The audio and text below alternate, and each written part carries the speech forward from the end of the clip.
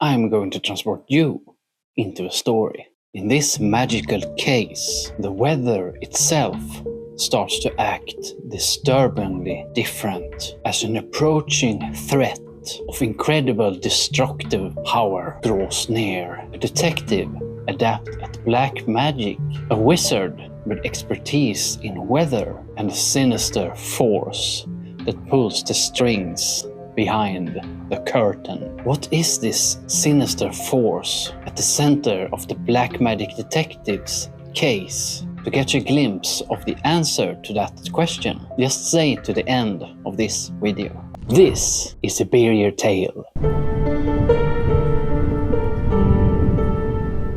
Black Magic Detective. Silence. A room. And within it, a mirror with a wooden frame. You stand right in front of it as a spotlight lights up the mirror. Just like the moon would light up a lone tree on a vast and treeless meadow. Other than this spotlight, there's only darkness. You can't make out any kind of features within this room. It seems to reach out into oblivion. What you see in this mirror's reflection is yourself, but not the one you're familiar with. Your face and features are the same, but you're wearing a trilby hat in your favorite color. A pitch black trench coat and a pair of ashen grey leather gloves. You also appear to be wearing a utility belt that carries various trinkets and gadgets of unknown use and origin. Just below the mirror, there's a wooden desk, and on it lies a snow-white envelope. There are no addresses on it, no seals, no stamps, no nothing. But when turned around, you can make out 4 small and zigzaggily written words in capital letters. A storm is approaching. Within the envelope, there's a yellowed paper. Its top is zigzaggy as well, just as if it's been quickly and forcefully ripped out of an old tome. As you pull out the paper from the envelope, something else, small and thin, falls out and drops onto the floor. When you look down, you see an image of a field of blue and moist looking mud. Rain is falling heavily in the scene, and yes, the rain is actually moving, just as if you're looking through a window. The water from the rain steadily runs and converges into the middle of this magical photograph.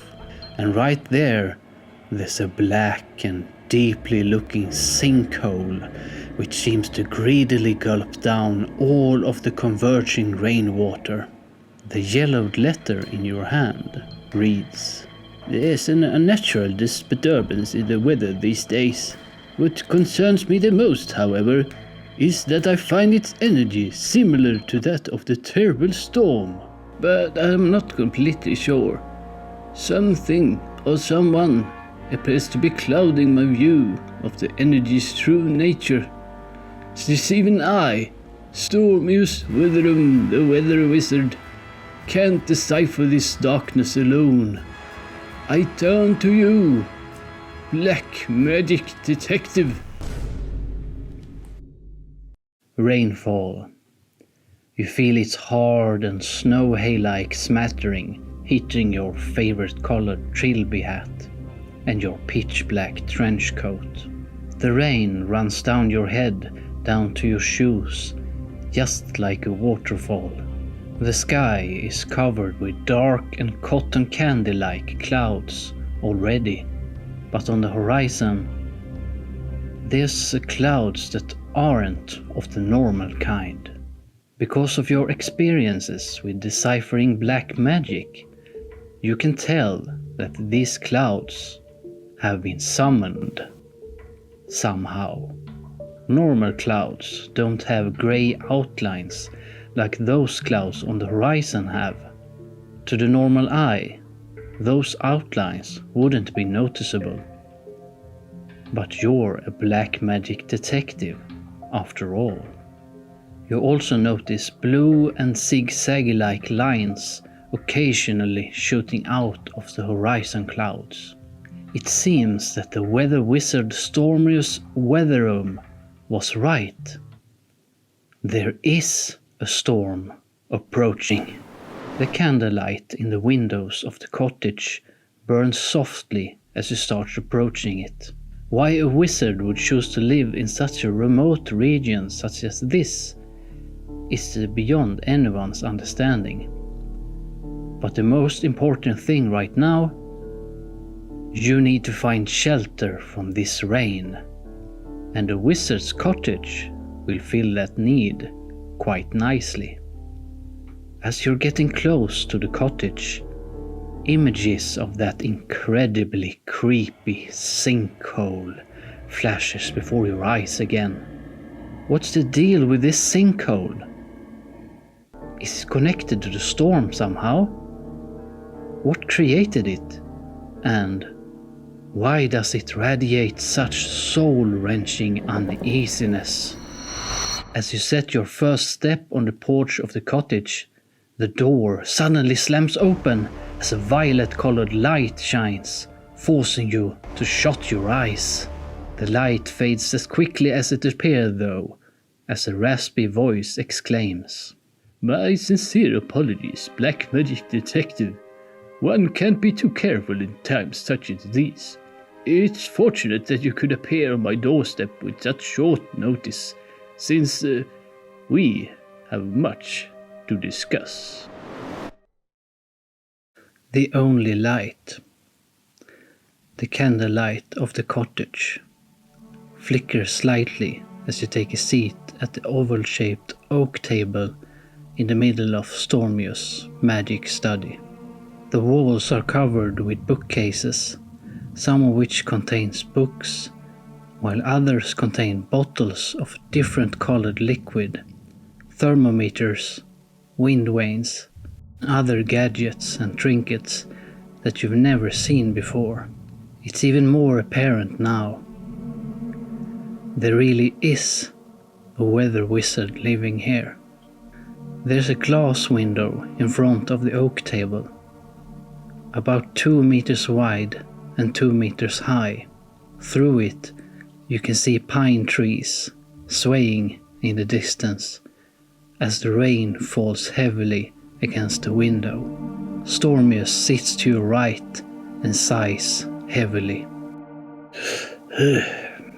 This weather, hatred accompanies it. Such hatred I have never encountered in any kind of weather before. As Stormius utters those words, it's almost as if the fire from the candles suddenly freeze in terror.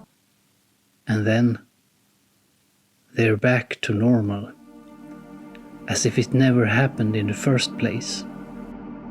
I've hated a lot during my time Black Magic Detective, but there is one thing one learns after having lived as long as I. Hate never solves anything. A dark shape, previously completely unseen, suddenly steps out of the darkness of the corner of Stormius' study.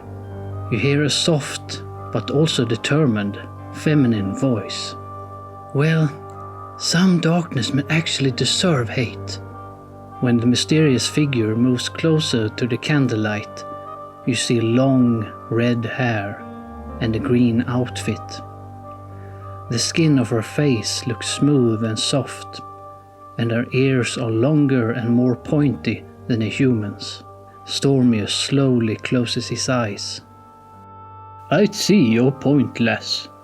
Alas, returning hate with hate multiplies hate, and an even deeper darkness to the world. Hatred also poisons the soul, even while hating those who may actually deserve it. Dear Aurora. The woman, apparently named Aurora, stops for a moment and looks to the side, as if pondering Stormius' words. Suddenly, you're starting to feel really heavy, which is a clear sign of immensely powerful black magic. How it could have possibly cloaked itself from your black magic awareness up until now is a mystery. And crash! Glass shards are suddenly flying all over the place as the source of this black magic flies directly towards you. What was that mysterious black magic that came flying towards you? And what is this sinister force at the center of the black magic detective's case? In other words, you. Before I reveal that to you, did you know that you can get early access to these YouTube stories? And you get that by becoming a Patreon member. Right now you can even get a 7-day free trial. After you watch this story, you can find a link to Patreon in the link in the description or in the pinned comment below, so you can become a member of the terrific Tales tribe. And now, let's finish this story. It's gone. Glass shards twinkle in the darkness, in unison with the raindrops outside. Freezing winds sting against your cheeks as you smell fresh pine trees. The source of that tremendously powerful black magic is now nowhere to be seen. You feel a gust of wind as Stormius suddenly stands by your side. Without a word, he places 2 of his fingers on your face, one at the top of your right eye and the other just below it. His fingers feel raspy and leathery. He opens your right eye and looks deep into it, as if searching for something. Sweat drips from his nose down onto his long wizard beard. You feel a stronger wind pass you by as Aurora jumps right next to you. A smell of roses washes over you. Her voice trembles. Is the detective okay? Stormius tilts his head from side to side. This is concerning. As you hear Stormius utter those words, you can feel your heart beat faster. That black magic entity was an evil spirit. You feel a sudden sting in your chest. You know a lot about black magic, but you've never experienced an evil spirit before. Some scrolls even say that they can consume souls. So, for the black magic detective's sake, we better be quick. You suddenly feel submerged under dark and ice-cold water. No, my father was once afflicted by an evil spirit. I won't let the same thing happen to the detective. Aurora determinedly grabs you by the shoulders. Detective, I know how to remove it, but for this to work... Aurora gently closes her eyes. You need to repeat after me. Jesus, I ask you, come to me. A white light suddenly shines, as if the sun just made an opening in the roof of Stormius' cottage. Embrace all evil spirits and spirits that are within me or in my field. You feel something unseen gently reach into your very being and lead them to heaven. A black orb of energy suddenly lifts out of your chest and disappears into the white light. Then the light is gone. Well done, lass. And well done, black magic detective, Stormius says proudly. The truth is, evil spirits can't consume souls. Exactly. Why did you tell the detective that to begin with? Aurora lifts one of her eyebrows in response. Well, a little extra suspense doesn't hurt, right? Stormius heartily chuckles. Outside Stormius' cottage, however, far beyond the pine trees, stands a cloaked figure, silently observing the 3 of you, with burningly red eyes. Want more Black Magic Detective? Comment more BMD below, and I'll do more episodes. Click or tap the screen here to watch another dark fantasy story from Beery Tales. Check out free stories and get early access with the links in the description or the pinned comment below. And a special thank you to all of my Patreon members who made this story possible.